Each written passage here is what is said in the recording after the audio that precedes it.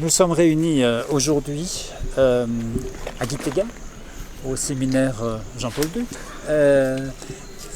Nous sommes très heureux d'être ici. Ces états généraux de la communication et de la presse n'avaient plus eu lieu depuis une dizaine d'années.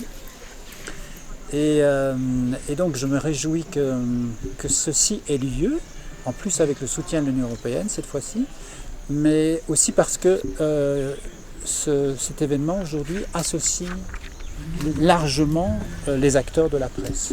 Donc non seulement les autorités, le ministère de la Communication, mais aussi le Conseil national de la communication, des acteurs privés, publics, la société civile, et j'ai même entendu les représentants de partis politiques s'exprimer. Donc je trouve que c'est de très bon augure pour un pays qui vient de franchir, de progresser de 40 positions en 2 ans au classement annuel de Reporters sans frontières sur la liberté de presse. Donc je pense que ce sont des développements très positifs.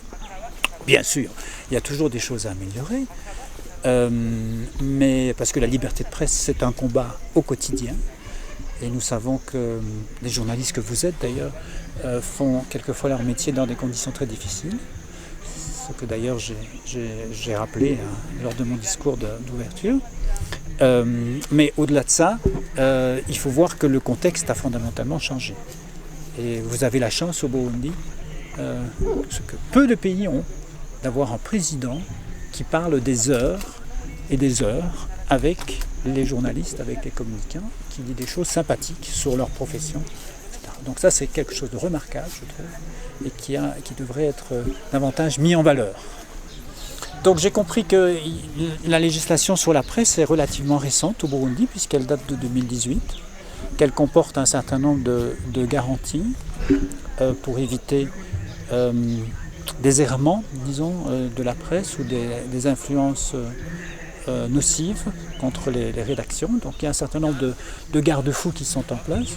Je comprends qu'il y a un exercice en cours de réforme, d'amélioration encore de cette législation afin d'y intégrer des nouveaux concepts qui sont nés et qui ont pris beaucoup plus d'importance depuis. J'ai souligné l'importance de l'Internet notamment et le fait qu'il y a beaucoup de jeunes maintenant qui s'informent uniquement via l'Internet.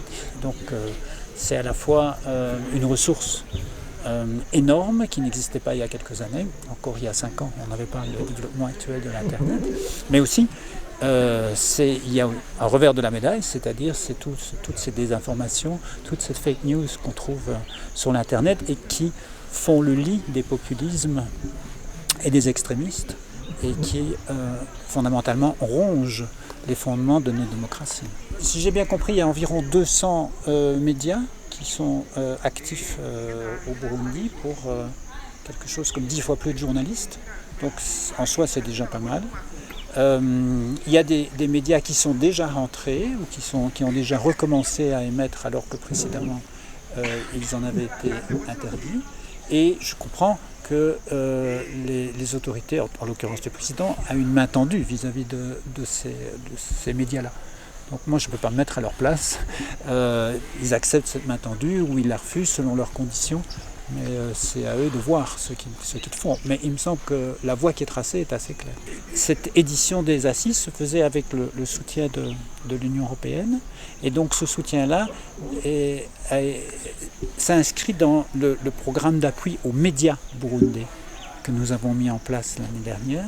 Et dans ce cadre, certains diront que c'était encore un montant un peu modeste, mais on a quand même réussi à aider une dizaine de médias. Et bientôt, il y a du matériel qui est arrivé à la douane, qu'on doit encore dédouaner, et qui va être distribué, je pense, encore cette année aux médias.